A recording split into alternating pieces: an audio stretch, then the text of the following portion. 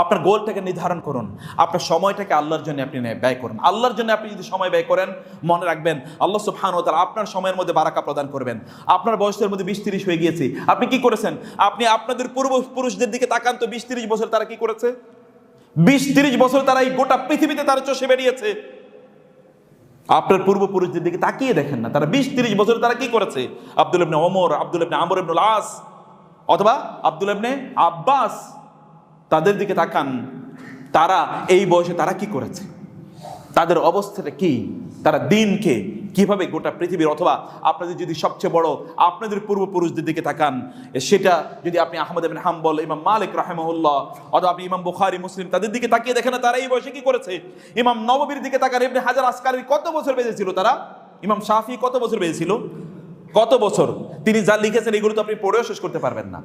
তারা তাহলে পড়াশোনা তারা কবে করেছে, সংসার তারা কবে চালিয়েছে, এবং অন্যান্য কাজগুলো তারা কিভাবে করেছে। আপনি আল্লাহ সুবহানাহু ওয়া তাআলা আপনার তো সময় কোন দিকে আপনি কাটাচ্ছেন, আপনার সময় আপনি কোন দিকে কাটাচ্ছেন, সময়টাকে নিয়ে আপনি যুবকদের সবচেয়ে ঘৃণিত যে অভ্যাসটি, অথবা তাদের জন্য সবচেয়ে ডিস্ট্রাকটিভ যে জিনিসটি, তাহলে যে তাদের সময়ের কোনো মূল্য নাই তাদের কাছে। গল্পে, আড্ডায়, অথবা সোশ্যাল মিডিয়াতে ইত্যকার জিনিসে তার ঘন্টার পর ঘন্টা তার চলে যায়, সে কখনো বোঝে না।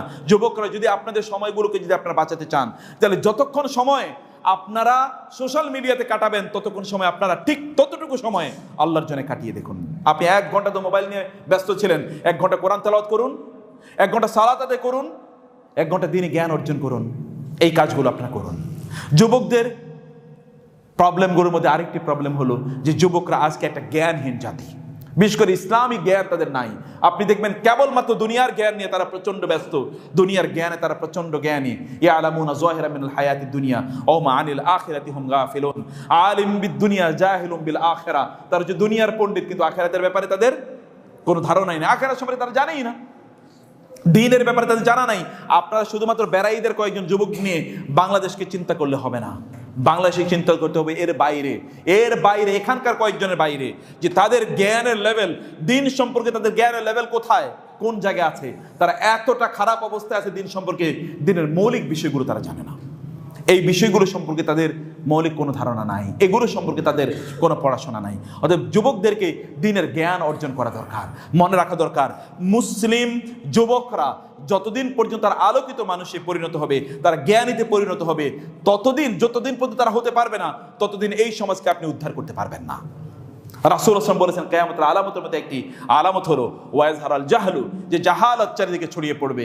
এবং রাসূল বললেন এমন একটি সময় আসবে যে লোকেরা তারা রুউসান জুহালা, জাহেলদেরকে তারা নেতা হিসেবে গ্রহণ করবে।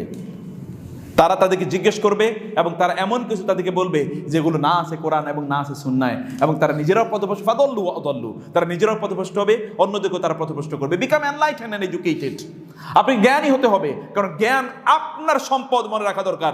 আল হিকমাতু দাল্লাতুল মুসলিম হাইসু ওয়াজাদাহা ফাহুয়া আহাক্কু বিহা, রাসূল বলেছেন